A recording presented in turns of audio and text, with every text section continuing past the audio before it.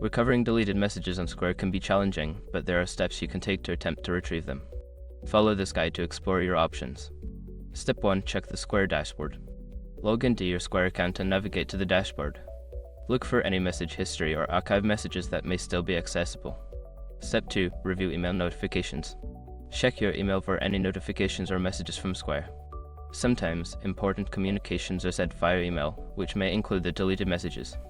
Step 3. Contact Square support. If you cannot find the messages through the dashboard or email, reach out to Square's customer support. Provide them with details about the messages you need help recovering. Step 4. Explore third-party backup solutions. If you have used any third-party applications or services that integrate with Square, check if they have backed up your messages. Some applications may offer recovery options. Step 5. Regularly backup important messages.